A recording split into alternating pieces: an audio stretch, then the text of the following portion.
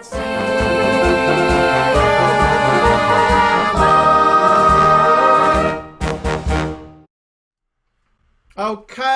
TMIers. There's some good news, some bad news, and some good news. All right. The good news is that is the last time you're going to hear the Pep song this year. I know everyone is pleased about that. We are sick to death of it. But the bad news is this is the last masterclass of TMI 2020, and I know it's been strange and unusual and not nearly as good as being together, but I'm so pleased that many of you have chosen to join us and been a part of all this good stuff. And the last bit of good news is we have an outstanding guest to finish us out this week, one of the best trombone players on the planet, Mabel and Dill. I'm not joking, I'm serious. And it's going to be amazing. We have Mr. Paul Woodward with us from the United Kingdom. Let's welcome Paul by clapping while we're muted. We are appreciating you, Paul. You can't hear us, but we are.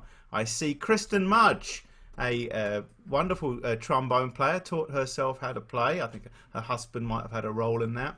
I see the likes of Chase Thornhill, budding trombone superstar, and Clarence White. I think he can play a little bit of trombone every now and again. Daniel Meeks has been known to pick up a real instrument and play trombone from time to time. Kevin Downing, member of our territorial band, and many, many others. There's Matt Broom. Well, he's a bass trombone player, but we'll let him join anyway.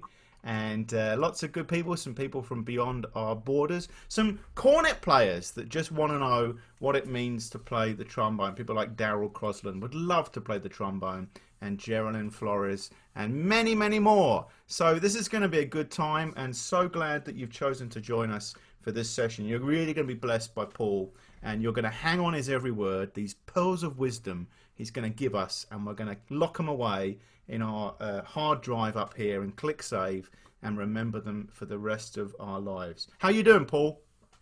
I'm good, thank you. It's great to see everybody, and thanks for having me. And babes, blimey, we met back in Star Lake, I think 2013, something like that. So yeah, great to see all these familiar faces, Daryl, and yeah, I can't see Kevin, his camera's off, but yeah, some great folks to be sharing with this evening. Looking forward to it.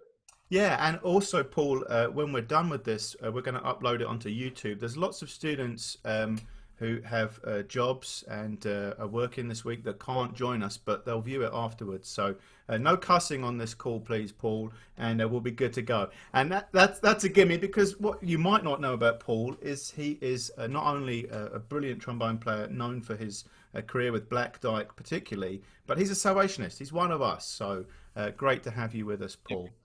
Tell us a little bit about yourself, where you're from, your family, and the part of England that you're calling in from today.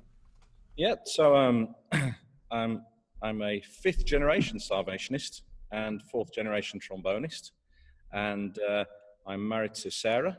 We've been married 28 years this year. Wow, bless her. Yeah. And we have two, I can't say children anymore. We've got a daughter who's 24 and a son who's 22, and we live just south of Leeds, which is probably the easiest place for people to recognise. So that's in Yorkshire, in the north of England, which is really the home of brass bands in the country, across Yorkshire and Lancashire, across the north of England. So that's where I am. My day job is actually, I'm in banking. So my release and enjoyment is very much my music making. But yeah, first and foremost, Salvationist. Then I'm a bandsman, and played in contesting bands as the next step down. Great, that's awesome, Paul. And do they have running water and toilets in Yorkshire? Yeah, we switched on back end of last year. Got rid of the buckets. We don't need to use those anymore.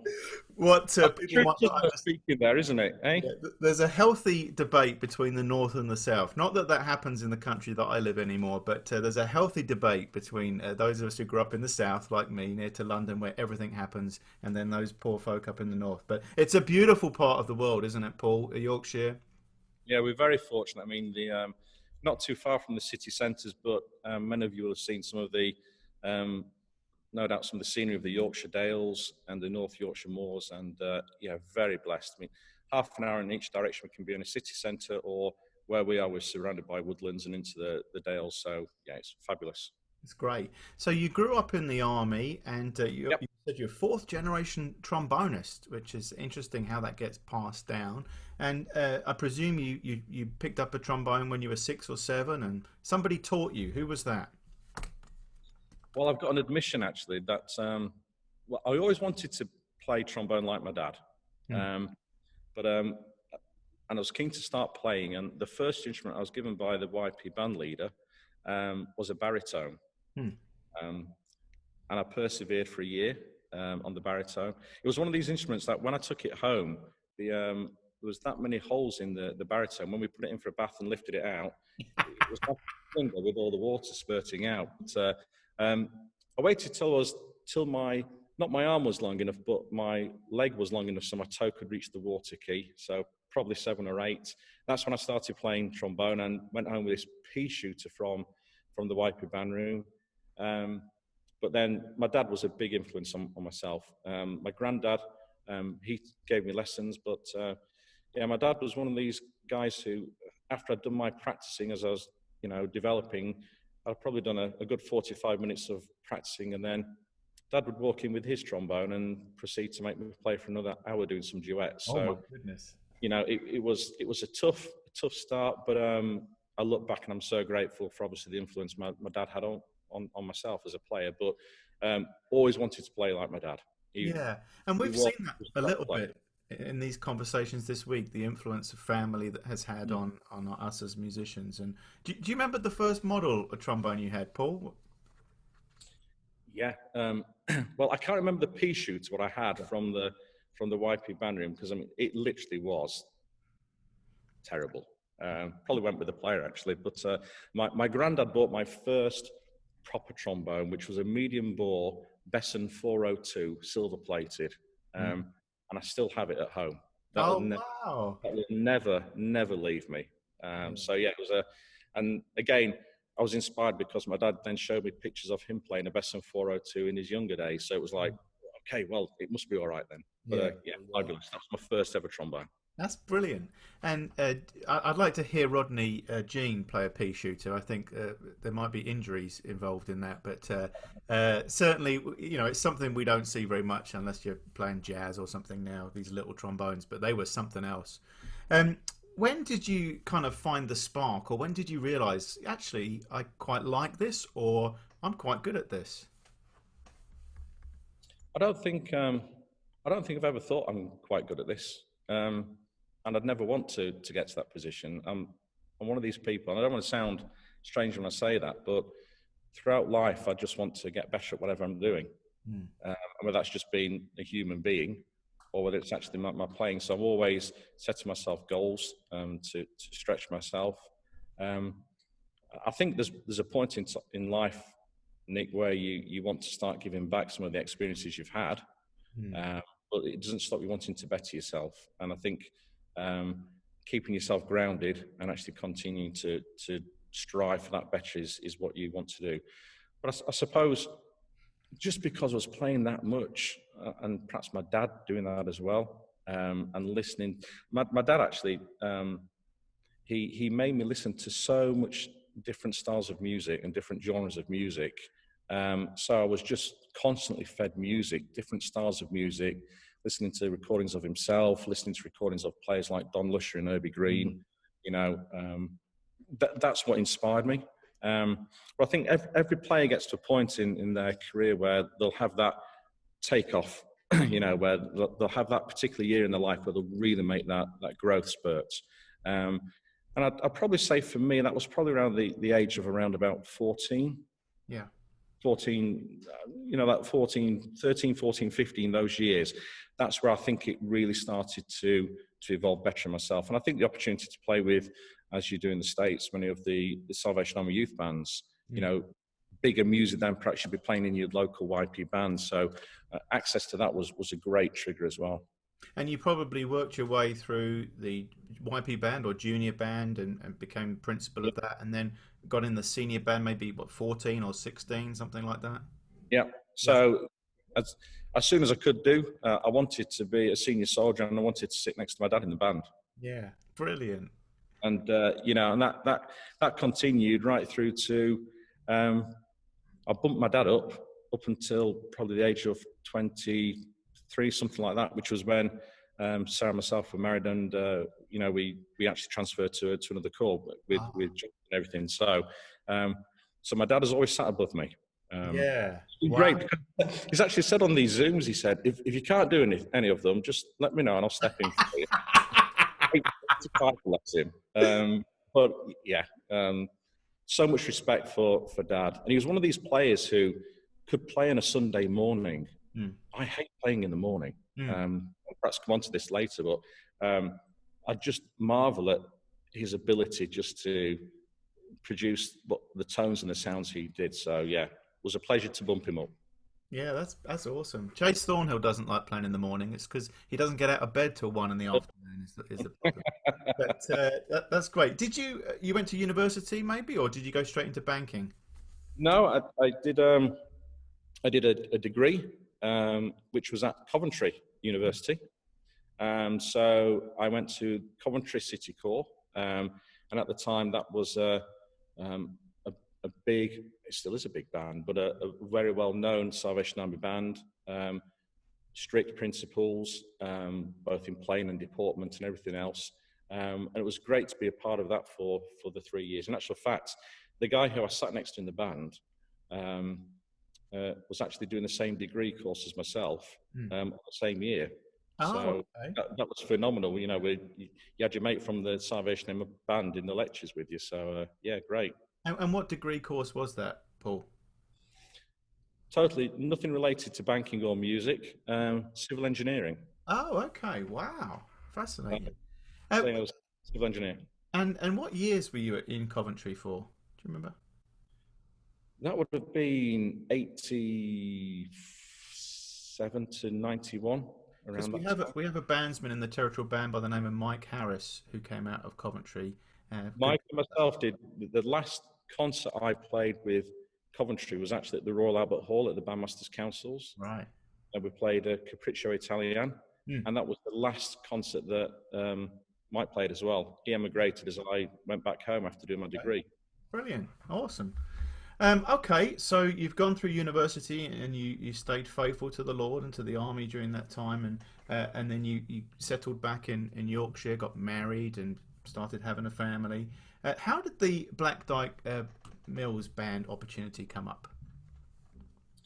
Um, it was it would have been the December of 1995.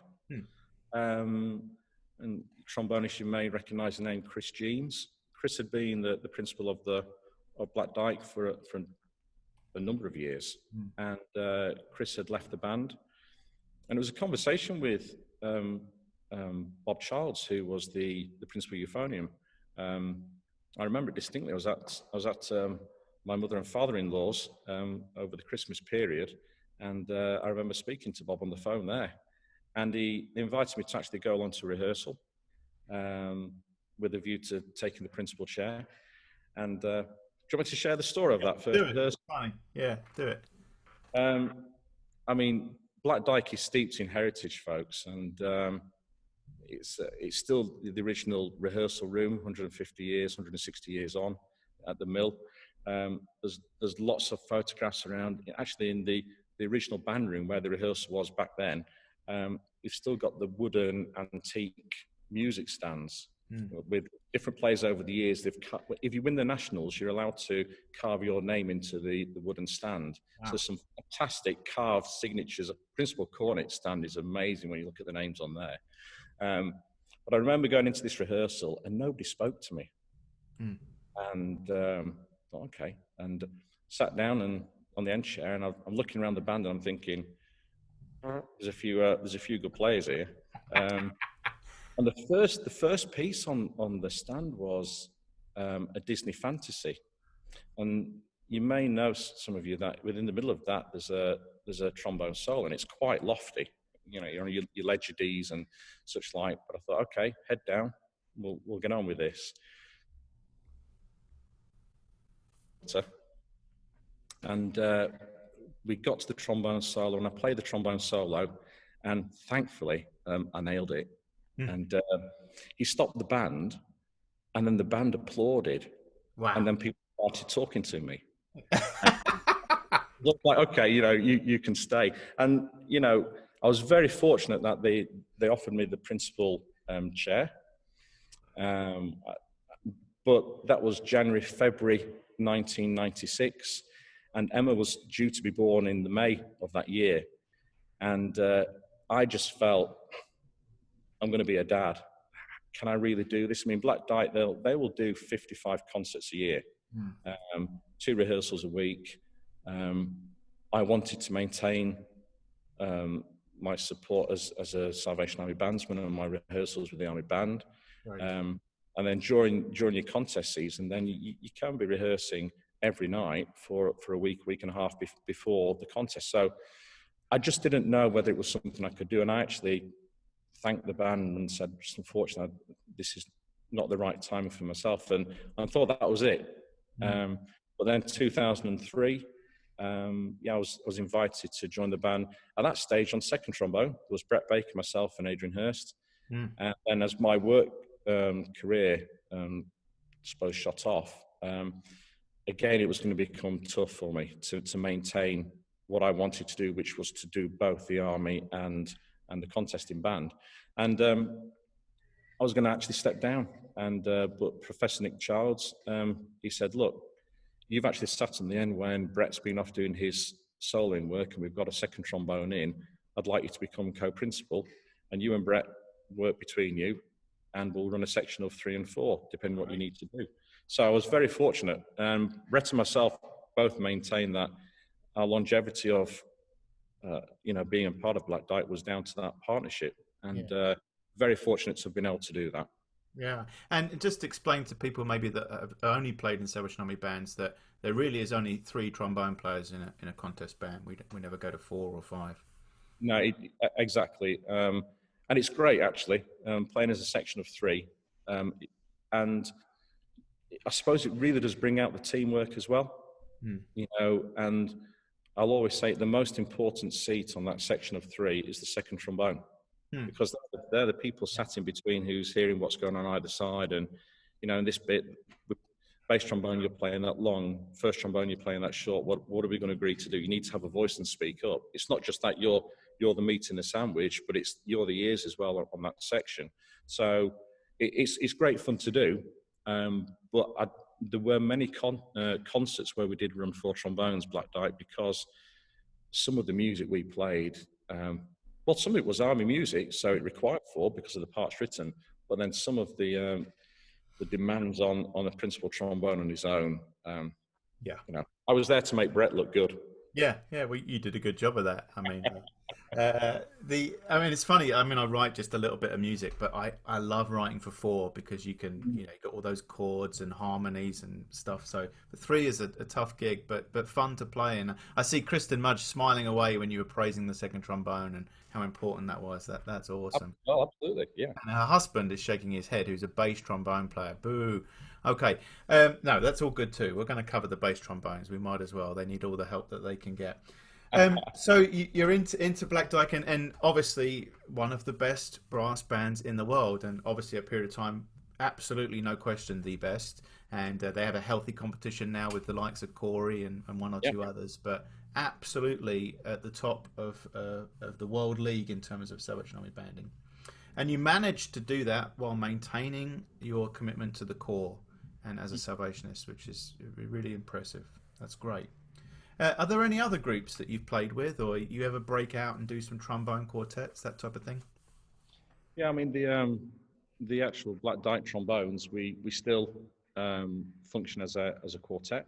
In actual fact, some may know on the Zoom that Adrian Hurst, unfortunately, was involved in a life-changing motorcycle accident, which has left Adrian in a wheelchair. But what inspiration, he's got himself back playing, but he just felt there was a period therefore where we had somebody else in on bass trombone who actually is the son of the second trombone player. Okay. And to be fair, has been I suppose Adrian's apprentice over the years. He's brought Adam through. So Adam plays bass trombone now, but Adrian and myself and the three guys, we play as a quintet, which is fabulous, absolutely superb. And I know some of you may have seen the recordings we've actually done with the ISB as well. Some of those recordings, which has been great to do. So, trombone choir is superb. I don't think there's any other instrument, and I can say this because I'm the last on this week, uh, where you can actually get such a mix of sound and genre of music that you can actually enter into. So, yeah, if you can play in quartets, it's great for the stamina. It's great for section playing, which is what we found as well. During the summer holidays, before the band would return, we'd have some quartet rehearsals because playing for 2 hours as a quartet, that's one way of getting your stamina back as well, but also listening and tuning into each other as well. That's brilliant. And I see on our call is Mr. Christopher Priest, a founding member of the Spiritual to the Bone group, which is Yeah, a young guy at college. Really inspired me. Of course, that came from our territory in the South with all these wonderful jazz trombone players, but good to see Chris on the call. Awesome. yeah. Okay. Well, we're going to get to some trombone technique here. And before we get into the weeds a little bit on this, how about you just describe maybe your practice regime, how much you practice, and what types of things you do when you're warming up and getting ready for that? I think it's developed over the years, and you change the way you go about your practice. But I think the one thing I'd always say is get the trombone out on the stand at home as soon as you can in the day. I think the hardest thing about practicing is actually getting the trombone out of the case. Hmm. So get it out, get it on the stand, get your warm up in as well as soon as you can do. And, we can talk about warm ups, a little bit later, but get your warm up in. And that might be just after you've had your breakfast or before your breakfast, depending on what your schedule is. But just get the trombone on the face. If you're only putting the trombone on your face at 5 or 6 o'clock in the day, it's too late. This isn't going to start responding. So the sooner you can get the trombone on the face, I'd encourage that. And just do your warm-ups. The warm-ups for me is, it starts off with just actually relaxing and thinking, switch the phone off, don't be distracted. This is trombone time. And almost like just the, relax. Let's focus on what we're doing here. Let's not be distracted. The warm-up, I do see a lot of warm-up books and exercises, which it might work for some people. For me, I think the warm-up should just be about getting the chops working, buzzing on the mouthpiece, swooping around the register, but air into the instrument, just concentrate on airflow and swooping around. The slide technique may be the worst ever at that point in time. It doesn't matter. It's all about thinking about the air, breathing, blowing the airflow. And so for me, get out the way early, but stop. When your warm-up's finished, stop and go away. And then if you can throughout the day, and I know that's difficult, but do shorter practice sessions. I went through a period with work where I'd do my rehearsal, my warm-up first thing before I'd leave the house, and it would be early. And then in the evening, I could be then doing an hour and a half, 2 hours of rehearsal each night. And it's too much. We need to come back to the instrument fresh, so we're thinking about what we're doing. And so for me, with the current situation, I'm working from home. And it's great because, I'll do my warm-up to start with, and then I'll get to lunchtime, and then I'll do all my scales. And then later in the afternoon, I'll do another half an hour, 45 minutes, where I'll start doing a bit more work on whatever I need to be thinking about there.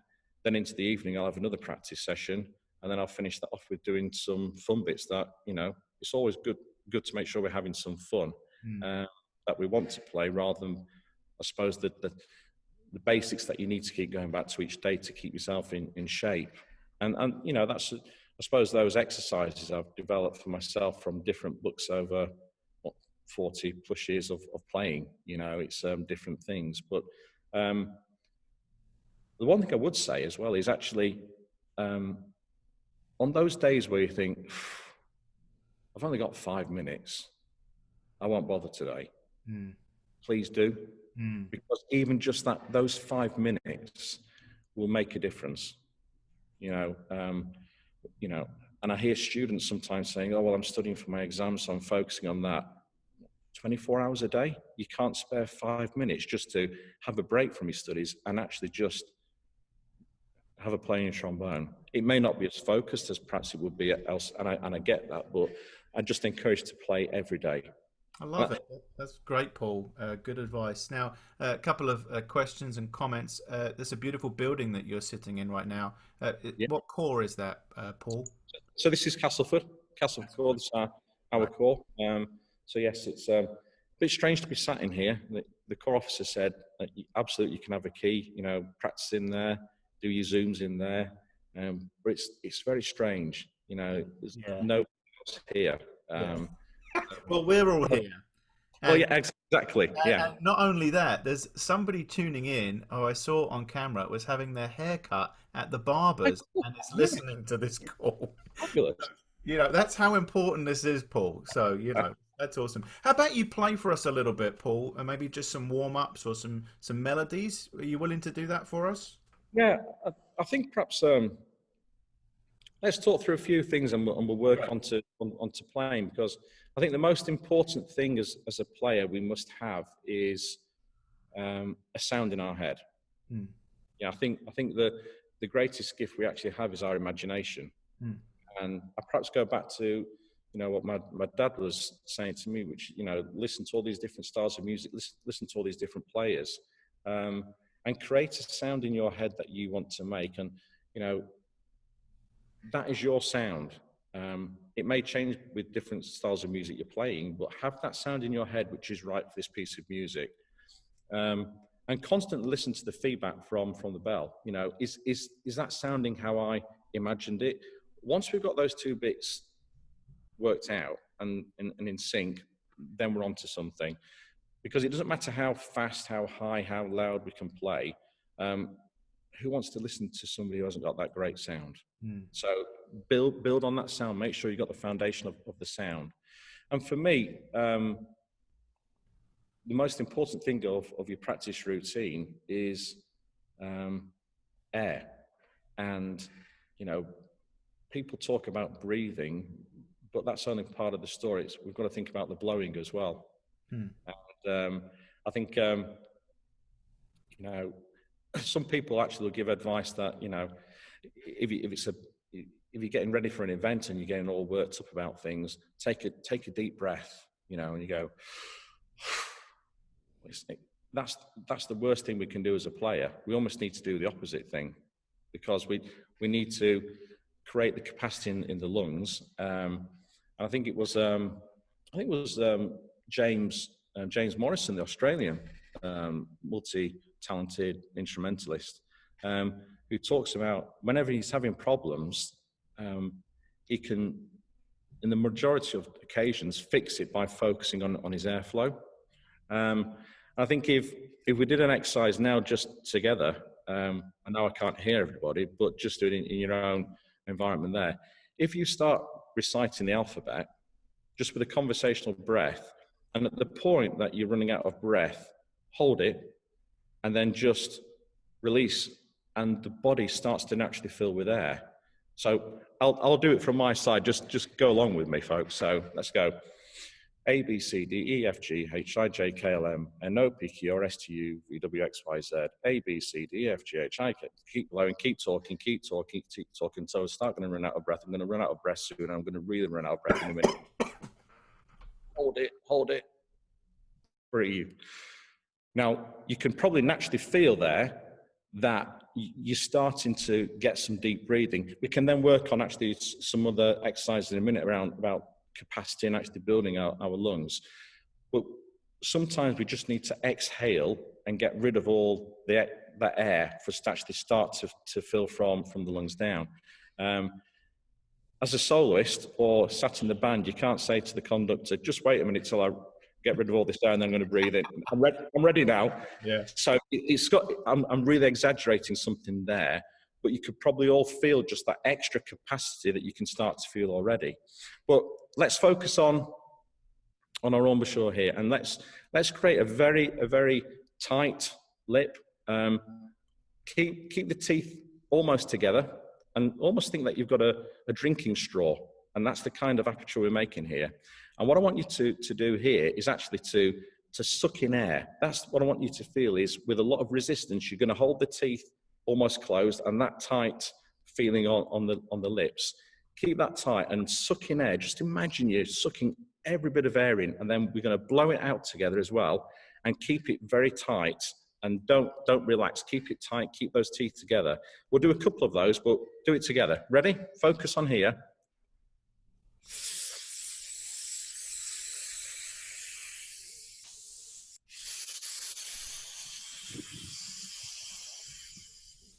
And again, suck it in.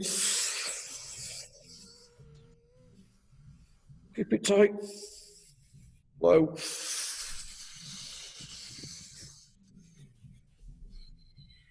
Now you're probably feeling all that quite tense here, coughing as well in the process.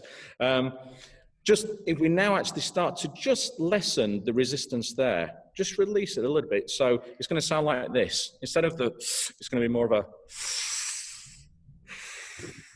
okay, together, breathe in.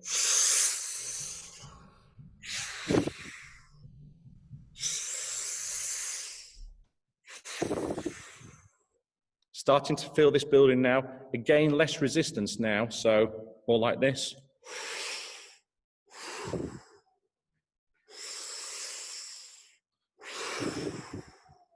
Picture a cartoon where the vacuum cleaner's on, and it's a strong vacuum cleaner. It's sucking everything in from the room. Picture that, visualize that. So let's do that again.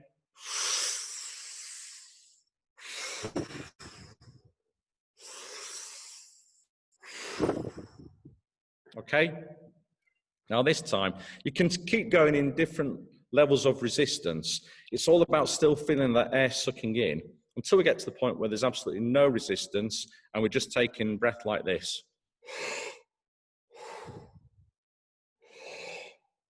Not, but let's do that together.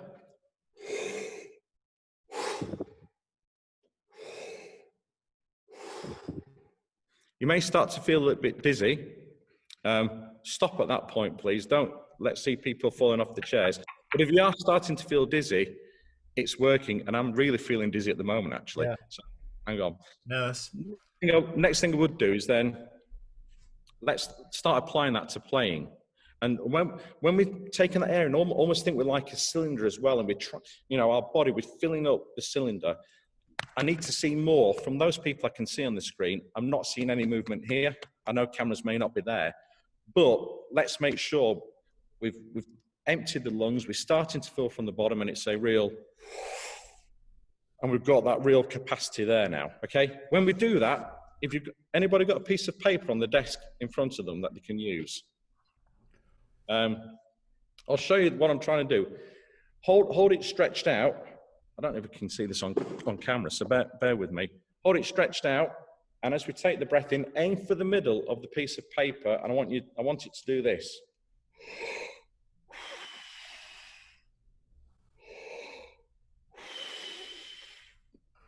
Doing that. I don't want to see little bits of paper going like that. And people, if they hold it near, that's easy. I want the arm, Nick, fully stretched out.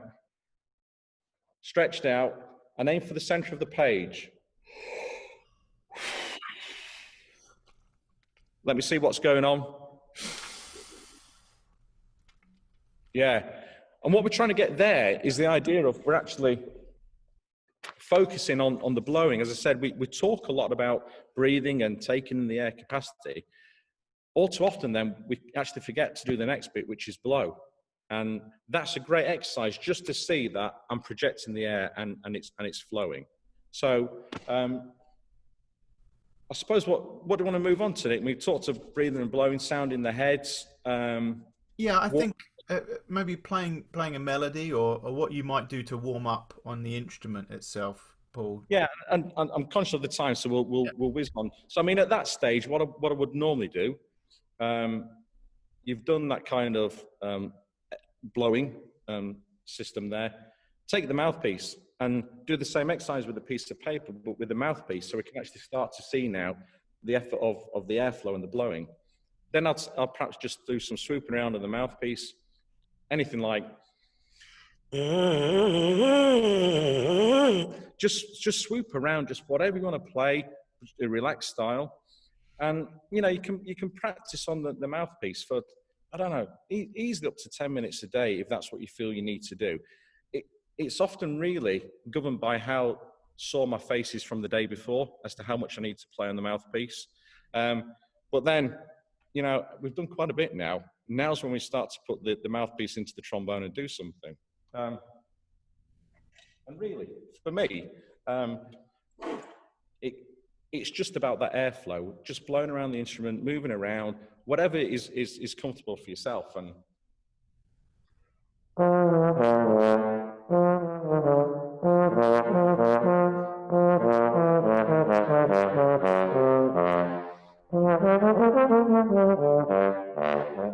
just whatever you want to do, just to start getting some air going around the instrument. It doesn't have to be from exercise books. It can be the worst slide technique in the world. It could be.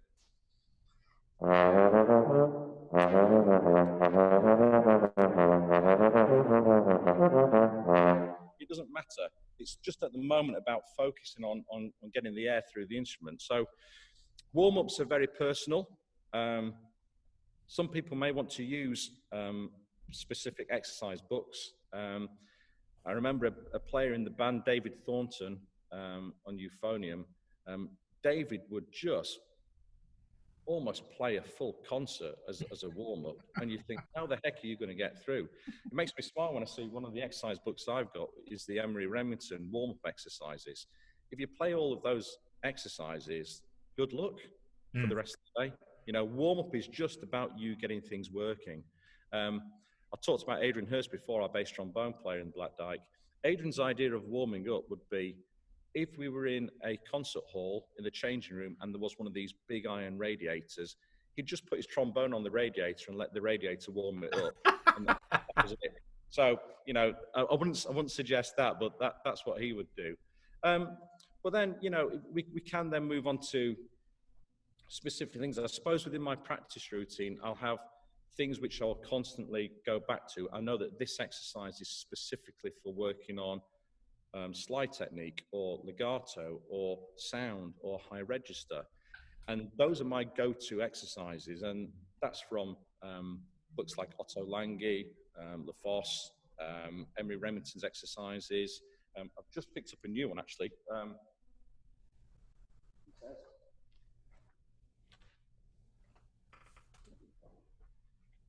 Claude Gordon. Okay. Anybody come across that one before?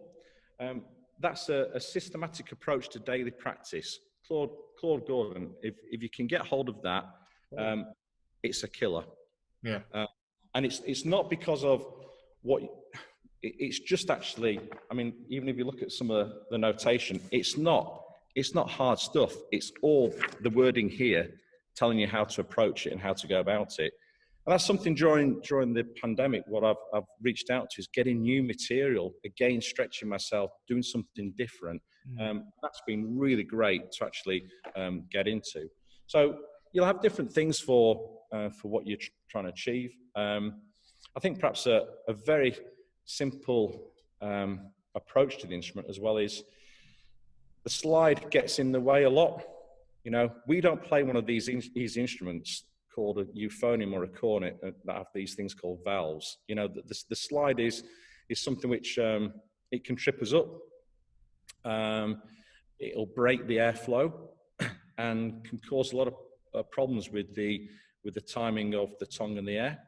So I could ask the question, if we're in a room together, what do you consider slide technique? Some people will say it's all about the speed of the slide. Have you got a fast arm or a slow arm?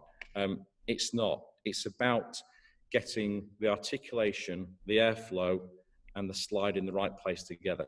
If you think of 3 fingers there, and if each of those is articulation, air, and slide positioning, when they're perfect together, it looks great. If one is out of sync with the other, it starts to go horribly wrong. And I guarantee, if you're getting stuck on pieces of music, which you know, you'll know the notation of some music that you're tripping up, Stop looking at the music and start looking at your slide. Focus on your slide and you'll start to correct a lot of errors. Well, one of the exercises I do for slide technique, very, very simple. Can you still see me there, folks? If I stand up.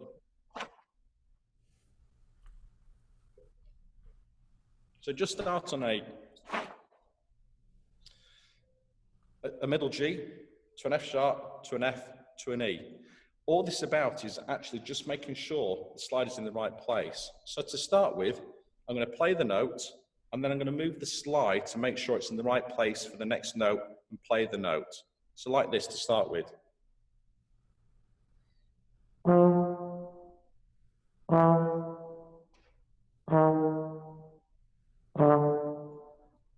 I'm making sure that that still sounds right to me, that that's in the right place.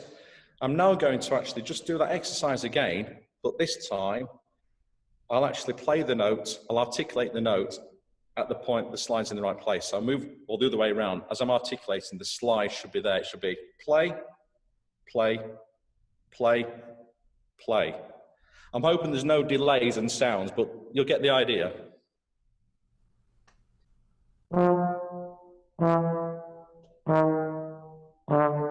You see how that worked? So I articulated as the slide's in the right place. Now that's detached. If we think of legato, which I know is something, Nick, you were asking about, nothing changes. So they go from one to the other.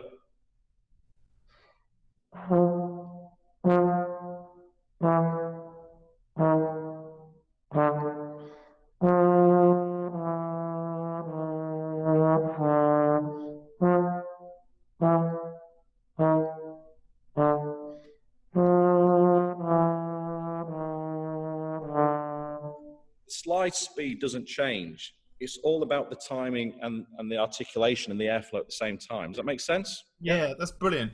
Could you just talk about maybe the difference between a natural slur and an assisted slur, where you have to soft tongue in order to get that legato technique? Yeah, I suppose what we're talking of is legato across harmonics and then legato along the same harmonic. Yeah, I suppose across the harmonic, it's a natural legato. All you need to think of there, we did that exercise earlier about blowing and making sure we've got the airflow. Keep focusing on airflow. I guarantee that if your legato is breaking up as you go across the harmonics, it's because we haven't got the airflow there. So.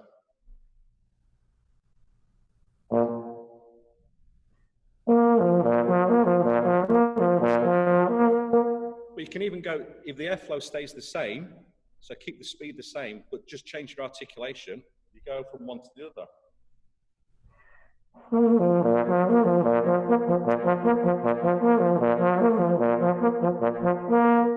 The airflow didn't change, it was all the articulation.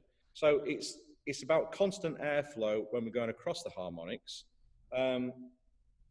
It's a different form of legato when we're actually going along the same harmonic. So for me, the articulation it's almost like a lick. It's a, I don't know if I'm near enough there. It's like, so you can probably hear it through the trombone. You go. So it's a lick. For me, it's a th, th, th, th, th, th. You can have different sounds, and you may have different teachers telling you different things, but for me, it's certainly a lick, and that's what it's a soft lick. So you go from a.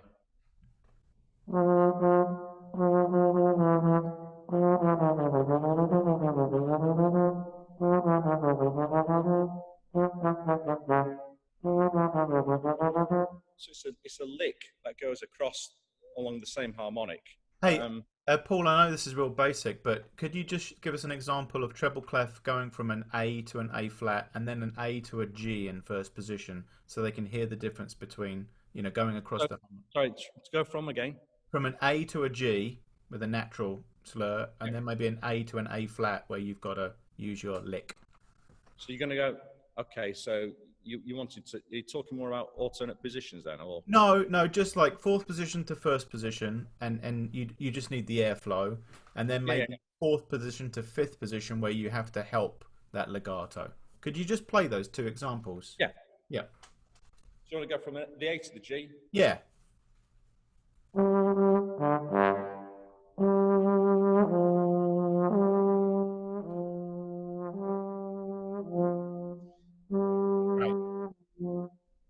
And then A to A flat, where you've got to help it and not smear it. Sorry, Did I you break froze up? on me then. Go from A to A flat, where you know, and not smear it, of course.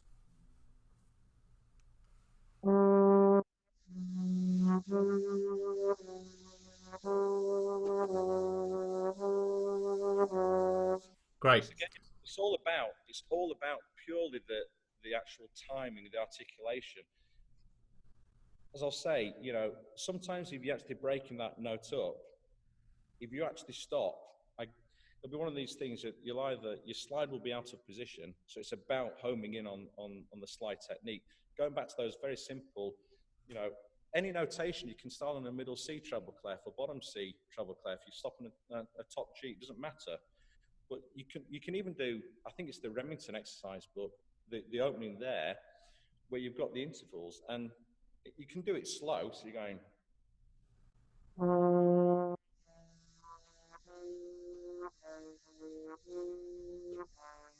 You just keep working your way down. I think it starts on the top C, but work it slow, then work it fast.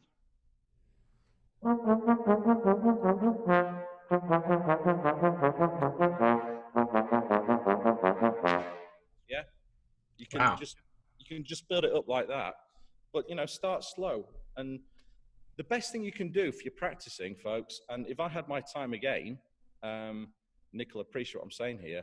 We didn't have mobile phones, we didn't have recording devices. Record yourself. That's, you know, have a metronome and have a recording device and listen back. And if you start to get into some of those alternate position conversations as well, there's some great exercises. I can perhaps show you an exercise now about alternate positions, but they have their uses. Sometimes you've just got to think about, for me, trying to keep the slide going in one direction for as long as you can do. Yeah, I've talked earlier about how it can break up the airflow, and so for me, it's the longer we can actually go in the same direction, it just smooths out the slide. So one being this, you know, we start on a middle C, work our way up to a G. If we keep to the standard positions. A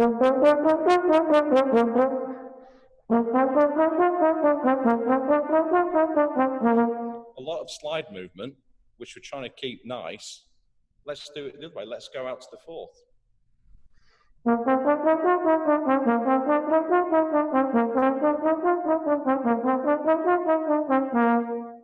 Yeah, just bring in that alternate slide position and try and keep the slide going in the one direction for as long as you can do. And again, it just smooths out a lot of the bumps along the way. Along that line, Paul, obviously our G in fourth position, we have to adjust. And can you talk a little bit about how you have to adjust third position for each different note, you know, as you go up? Yeah, and you have that across all of the all of the harmonics. You know, you'll find. I think the worst I hear, and actually it dawned on me actually. I've talked about playing on a Sunday morning I would hate. The bandmaster went through a period where he was playing the middle movement from Eric Ball's Songs of the Oh, I Morning. love it. I love it. Apart from that top A entry. Yeah. Yeah. On a Sunday morning, that's not a great place to be. And I kept, you know, thinking, okay, I've got to make sure this works. And again, as you work up the harmonics, your slide position does get sharper and sharper and sharper. And the one error I'll constantly hear is a top A being played in second position. And it's almost like, this is second position, and I'm going to play it there because that's where second position is. Yeah. And you have to, again, I said at the start, have that sound in your head, but use these ears and listen to this bell. Yeah, what's coming out of there? Is it right or not? Don't accept second best. When you're practicing and throwing lots of things in the hour to try and get these points across, always perform. Don't practice because it's a tip box exercise. Every scale you play, every note you play is a performance. There needs to be emotion, there needs to be feeling in everything you do. When you play your scales, again, some are happy scales, some are sad scales. Work them out. Work out what the tone should be for that scale. that's what you'll then come and apply to your music making. Get your technique right away from the solos and the repertoire and apply it on the pieces. Nick, you're going to have to remind me the question because I've gone off on there. No, it's good, and it's reached a good point here, Paul, because in a moment I'm going to ask you to play a tune, just so we can hear you play something beautifully. One of the things that you said to me was sometimes your dad would go into another room and would try to guess what verse of a songbook song you were playing based on the trombone performance of the melody line. So I'd like to hear you play a melody, and while you're getting set up for that, I want to give an opportunity for people to ask their own questions, so it's not just me. So if you have a question, just message me on the chat, or you can raise your hand electronically or really, and then I'll let you put your question to the great Paul Woodward. What tune are you going to play for us, Paul? Should we play The Wonder of His Grace? Oh, that'd be beautiful. Yeah, lovely. Let's do that.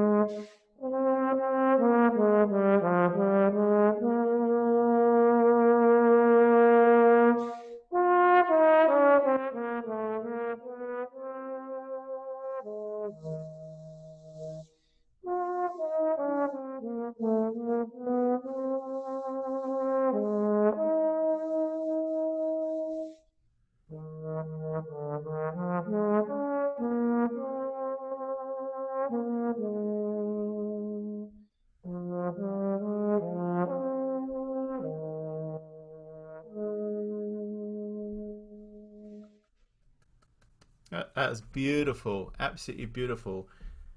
If I can make some observations of you just now, can I do that? Give me permission. Of course.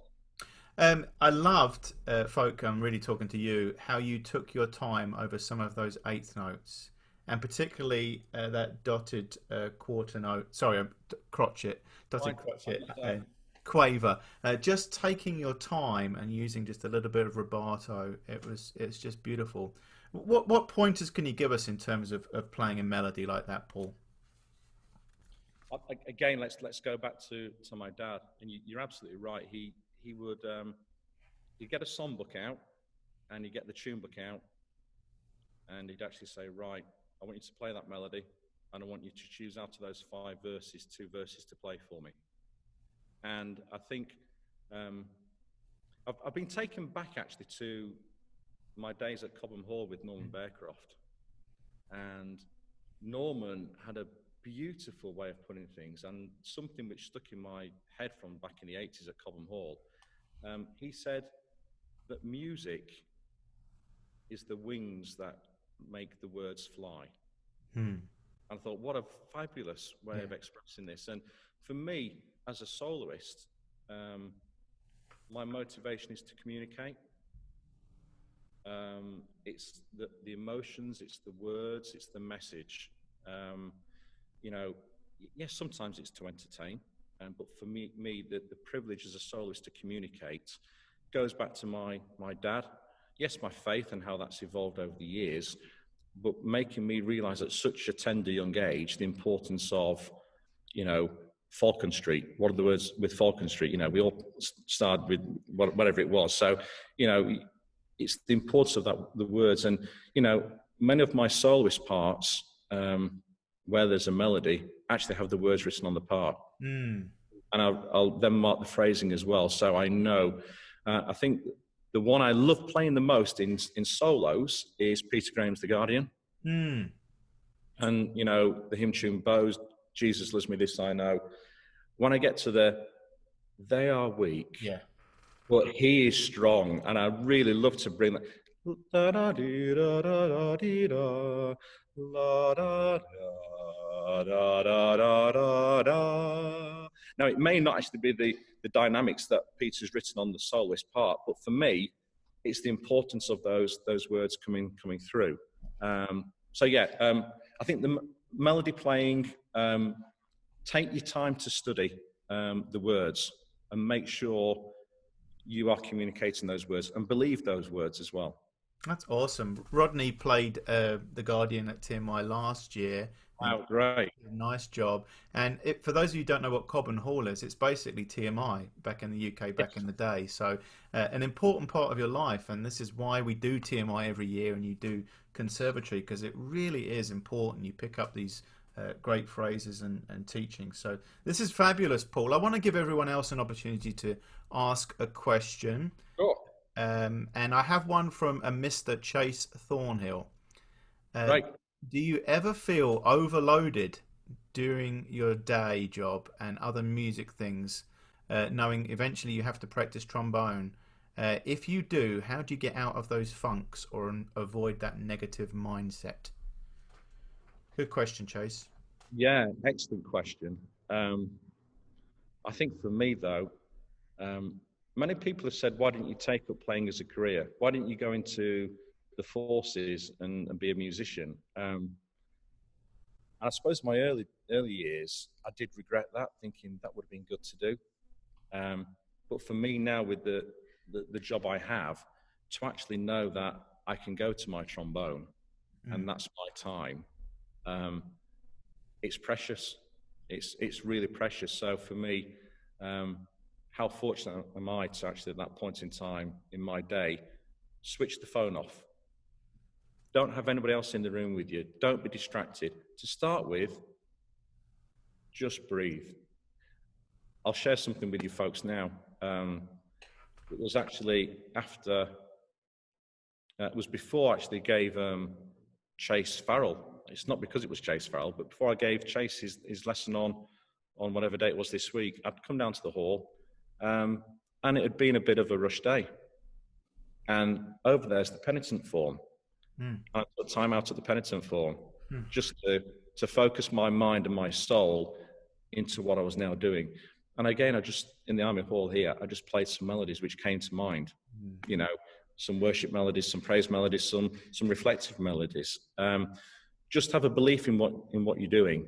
And back to your question, Chase, it's never a chore. You know, for me, it's just something which I'll make sure I set time aside for that. As I said, even if it's only, 10, 15, 20 minutes, I'll sometimes say to Sarah, my wife, I'm just going to go and have a practice. I won't have a long one tonight because I've been here, there and everywhere. And then I'll appear an hour and a half later. Bad influence, isn't it? But once I'm in the zone and I'm enjoying making that music. What I would say, when you're practicing, it's just as important to take the rest as well. And that Paul Gordon book, that's full of those examples where it says, now go and don't play for an hour. You've done that exercise. The muscles, just like, I don't know if any of the folks on here are weightlifters or whatever, but, you have to rest between doing your weights. And it's during those rests, that's when the muscles build and gain the strength. Yeah. So in between your practice sessions, that's when the muscles start to build. That's where you build your stamina, actually, having those breaks. So split the practicing down into those manageable sessions, but you come back to it fresh and you're focused. But yeah, it's never a chore, Chase. Sorry. We got a question from someone who probably does weightlifting, and that's Matthew Broom. He's a bass trombone player, but a tenor trombone player. Here's Matt. Yeah, just got down at the gym. Hey, yeah, so I got two questions for you. One is probably an easy one. At schools in England, do the kids on low brass instruments learn bass clef, and then they learn treble with brass band, or is it all treble clef in the schools as well? It's in the schools, it's bass clef. Yeah. So my school didn't actually have it had an orchestra, and there was no other brass players in it, and I wanted to play football, and I had the army, and I suppose I copped out that way by doing my playing through the army. So it's only then perhaps in my teens, Matt, where I started to learn the bass clef. And I've done bass clef the weird way, where I've learned treble clef on the trombone, and now play the bass clef up an octave, up a tone. I've gone through that mechanic, but certainly within the schools, it's bass clef focused, which I think is healthy. To actually have the ability to adapt, switch between the two. Yeah, it messed me up. I started in the Army in treble and then school and bass, but now like I can't read bass clef on the piano. Whatever trick I've done to learn bass clef on trombone, I can't play it on piano. Not that I can play piano anyway. All right, my second question, probably a little more difficult to answer, is do you find at your core in England, there's certain instruments that are harder to build large groups from? Like I just think about the trombone in our own division, where we have 10 or 15 cornets in the top band and 10 or 15 cornets coming up in the second band, but then I've got like one trombone maybe. And I don't know if it's because I play trombone and I don't know, how would you suggest kind of building up this instrument? And I guess part of it's our fault, where we start all beginners on either cornet or baritone, and even myself kind of avoid the trombone. But how would you suggest kind of building that up? What a great question. I think if we all had some, magic stardust we could sprinkle with, we'd get everybody to see the light, Matt, and realize the trombone is the only way forward. But the devil works in mysterious ways, doesn't he? I think we went through a similar experience actually here in the Yorkshire division, where I went to listen to the final festival, and I was horrified to see not one single trombone. And I sat there thinking, what can I do to change this? And I got the Black Dyke Quartet, and we came and did a concert here at Castleford. And we actually had a trombone workshop that day. So perhaps there's a start. Whatever trombones you do actually have, and I'm talking all ages here, so this is not just aimed at the youth. This is actually get the senior guys, get a workshop together, just have a day of playing trombone music together. And look, Nick, Matt, you can have whatever quartet music that we've got, 8-piece, 16-piece. I'll PDF and get it to you. So we got most of it already. But but no, we actually put on a workshop, so we had trombonists of all ages, and only a couple of younger trombonists. But we did it as a fundraiser, because that evening we did a concert with the band, and all the money we were going to use then to actually sponsor some students to go to the music school. Because here in the UK, it's actually, we don't have the fortunate, suppose, situations as in the States, where you've got the premises and such like. We're actually hiring out buildings, and it has to all be covered. So it's quite costly. So I thought, well, let's do this. Let's do some workshops in the Salvation Army. Let's get players of all ages together. Let's then encourage others as a result of that.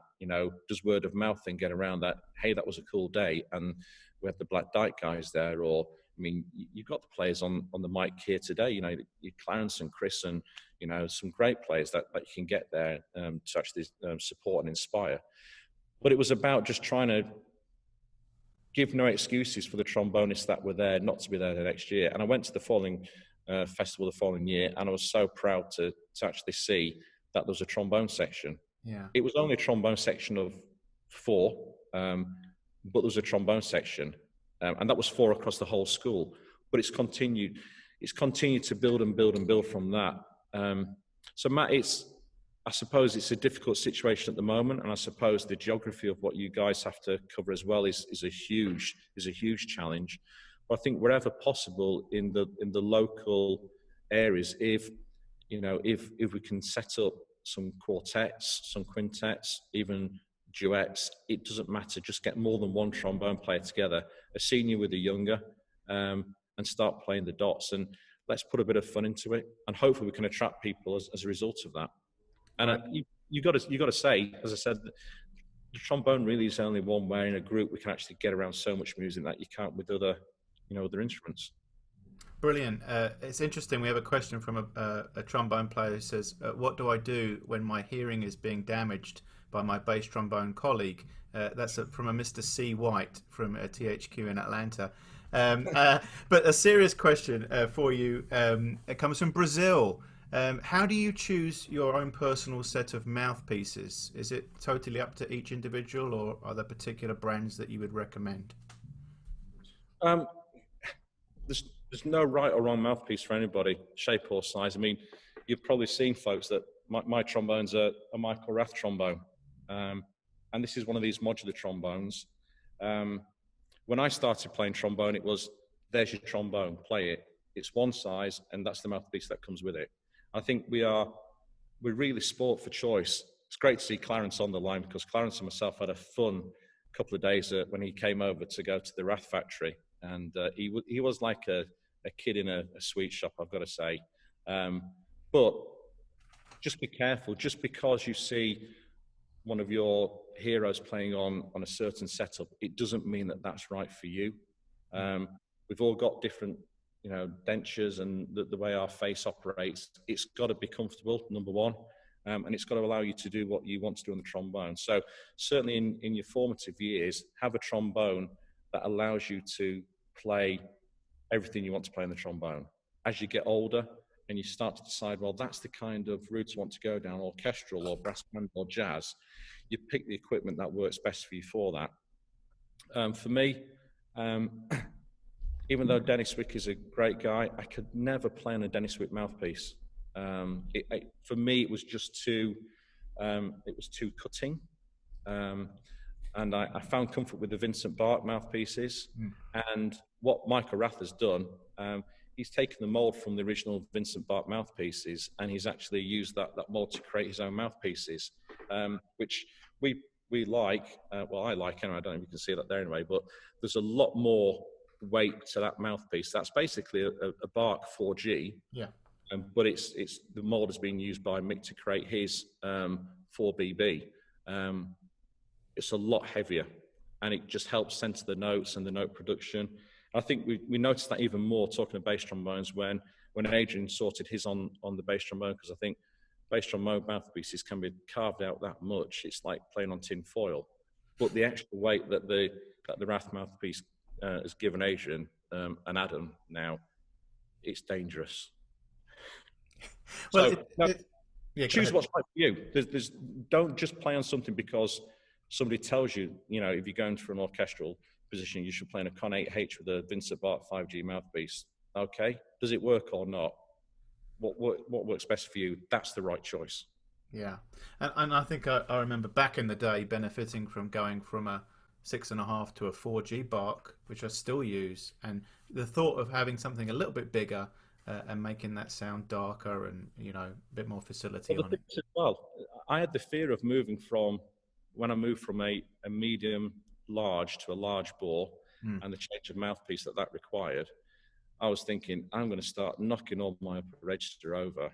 I was talking to both the chasers earlier this week about high register, and really your high register, sometimes we've got in our mind, well, to play upper register, we tighten our embouchure, don't we? And then we loosen our embouchure for lower register.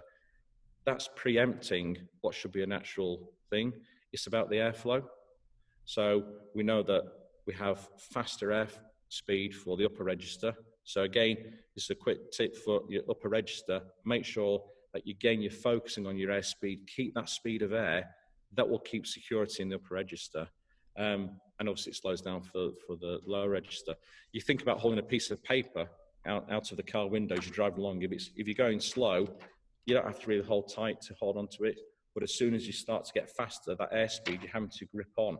And just think of that almost like then with your embouchure, as the airspeed gets faster, your embouchure works harder to actually keep that shape. The point I'm making is that going to that larger back bore of the mouthpiece, did make a huge difference, because you're able to support the upper register with more air. And it amazes me, going back to Adrian Hurst, he winds us tenor trombones up, because his warm-up routine is, after he's stuck his instrument on the radiator, he plays Hoagy Carmichael's Stardust. Mm. And you just think, shut up. Because, and he can do it. Well, he can do the first 4 bars before his lip's gone, but it's because the instrument is taking that air and is focused on that air and it's supporting the upper register. So go with what works for you. Great. Awesome. Well, we're going to wrap up here, Paul. This has been brilliant. A couple of quick questions. Do you do any composing, Rodney Jean asks? I've not done composing. I've done quite a bit of arranging. Great. And again, I suppose that's down to my bandwidth and capacity. Perhaps in years to come, I may actually turn my pen to that. But I've done quite a bit of arranging, more for the trombone quartet. Really, just taking scores and reducing them to actually some great quartet bits. Right, that's what Rodney wants. He wants more trombone music and a little bit of jazz is what he wants from you. So take that to heart and make that happen, Paul, won't you? Okay, well, this has been absolutely fascinating for me as a somewhat of a trombone player. Just loved it, and just great to hear you, Paul, and what a fine exponent of the trombone you are. And great to see so many people on the call just listening in, and of course people will view this after hours on our YouTube channel. But my thanks to Paul Woodward. Let's give it up for Paul, our muted clapping. And good to see so many of you. We have people from Brazil here. We have Kristen and Ian Mudge. They're married and they both play the trombone, which is something. Steph, how's the haircut coming on? How are we doing? Don't forget to give a good tip. I see cornet players on here learning about how to play a proper instrument. And great to see so many of you on here. And it's been a real thrill to share this time with you, Paul. And what I would say about you, just knowing you a little bit, you have a real heart for passing stuff back on and helping young people, particularly developing. So I think you would be open to communicating with some of my friends on this call after this event by email. Yeah. You'd love that, wouldn't you? Absolutely. Look, I mean, and it's one of those situations in it where I appreciate it's Friday, people are stuck for time. It's a shame we're not together for a week, isn't it? But please, it's what I'm here to do.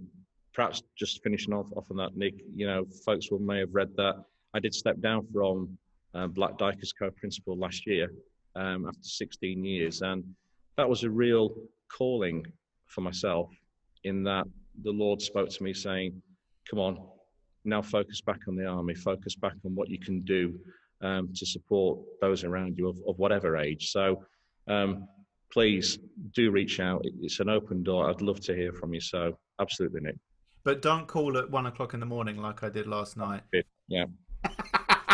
I lost my mind and forgot the time difference, believe it or not. Well, this has been great. And thanks for everybody for being a part of TMI this week. This is our last session, but it's been a lot of fun. It's not the same as being together. And maybe we solve that by getting Paul Woodward out to TMI 1 year to be with us for the whole week. Wouldn't that be fun? That'd be great. Yeah. All right. Well, best wishes to you, Paul. Thanks.